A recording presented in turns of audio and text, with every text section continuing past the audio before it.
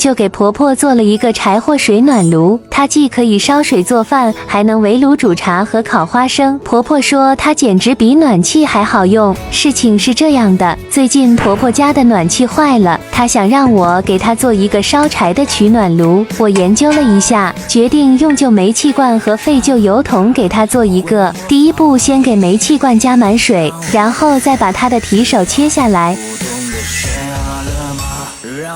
把它外表的铁锈和残余的漆打磨掉。没想到残余的漆这么难处理，足足花了1个小时才处理完。接下来用这个圆筒在它的顶部画出一个圆形，然后把这个圆形切割下来，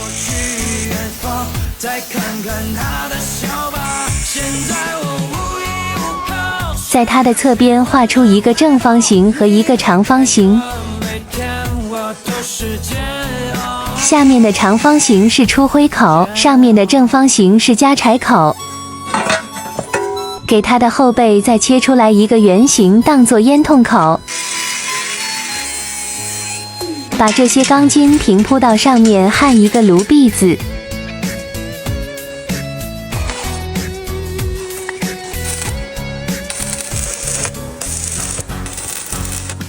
按照上口的尺寸给炉篦子画出标记线，把它切割成圆形。把做好的炉篦子放到炉膛中间位置，把它焊接到上面。找了一块旧铁板，在上面切出一个圆形，然后把它焊接到炉膛顶部封起来。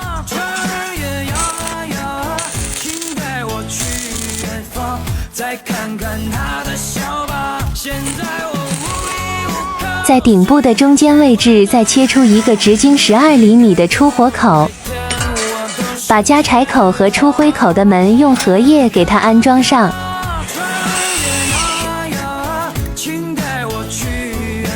在这2扇门上装上开关把手，以后方便开关。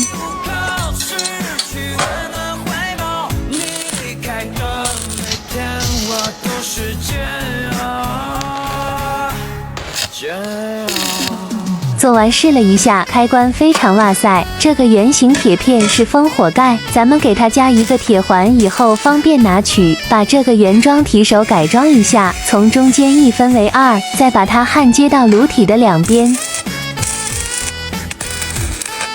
炉子做好以后，接下来就该用大油桶改造水暖了。按照炉子烟筒的水平位置，在油桶上切出来一个圆洞，紧接着再把油桶顶部的盖板给它切下来，在油桶的一侧打一个出水孔，把水龙头安装上，以后冬天用热水就方便多了。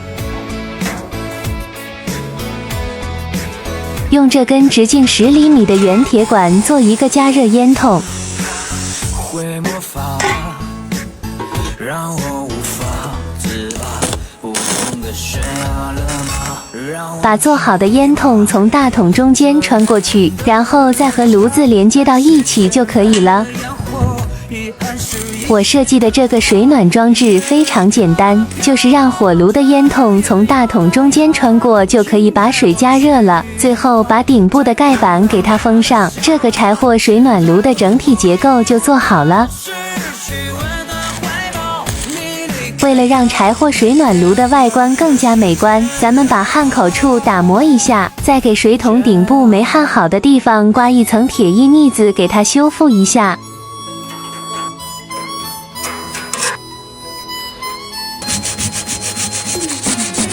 经过这2遍处理，炉子的外观就漂亮多了。下一步就该给它喷漆了，因为火炉的温度特别高，所以需要喷耐高温漆。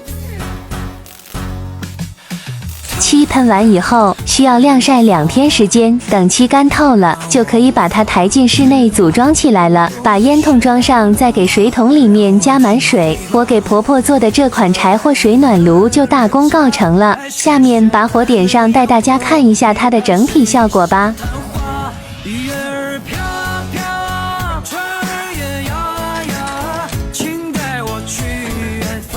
再看看她的笑吧，现在